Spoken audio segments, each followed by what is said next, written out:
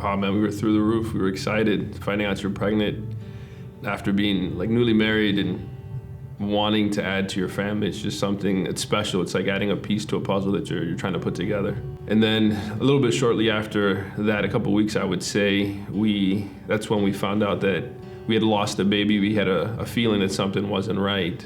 And when we went to the doctor and had the ultrasound, that's when they confirmed that there was no heartbeat.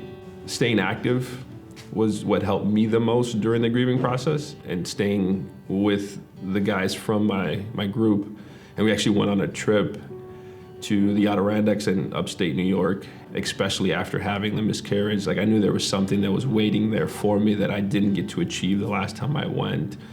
So through the climb of the wall that was 110 feet high, it started as me just at the bottom, just like saying like a quick prayer and just like knowing like I'm about to do this, like let's get going.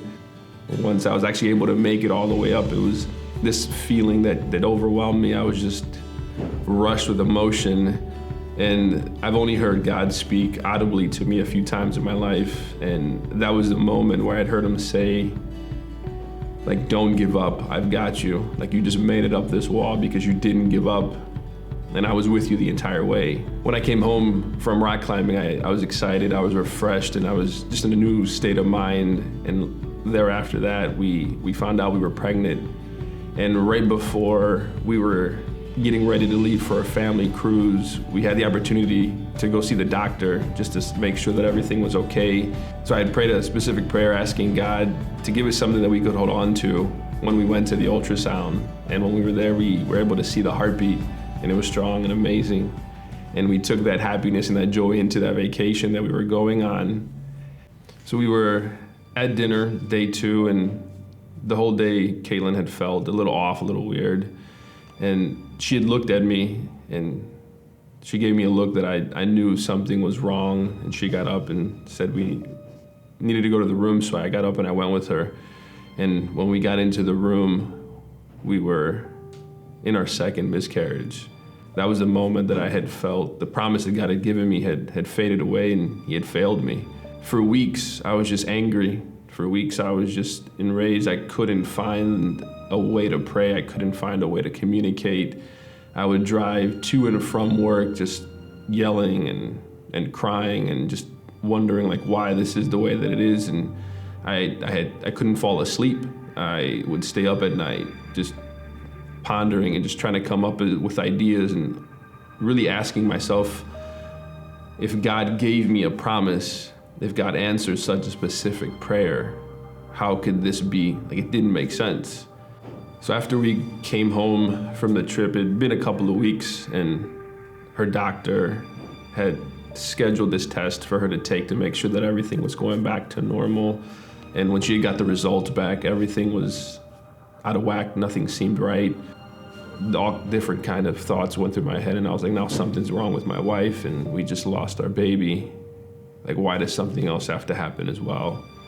And we went in and we were able to have the ultrasound, and as she's doing the ultrasound, I'm just sitting in a corner just waiting for the news to come through. And she had like this look on her face, and she was just like baffled, and she was like, I have to tell you guys something.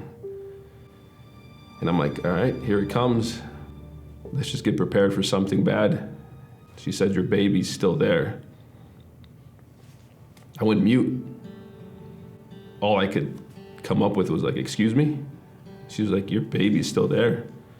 I can see the heartbeat. I can hear the heartbeat. It's strong. Your baby's alive. For 3 weeks, I had told God that he needs to fix this in some kind of way, but I never thought that he would allow us to have the promise from the beginning seen all the way through. I was able to climb that wall, go through the different points on the wall that were tough, that were hard, where I could have failed and I could have given up. And instead, I chose to keep going. Instead, I chose to push on and get to the top. And when I was able to get to the top, that's the moment that God met me. God met us there. Instead of telling us like everything is this way, he said, your baby is alive, like your baby is there. So 9 months later, On October 5th, we received our beautiful son, who was born big, strong, happy, full of joy, and just a gift, a miracle from God. El nene, el nene, el nene de papá. El nene de papá. El nene de papá. El nene, el nene, el nene de papá. ¡Yay!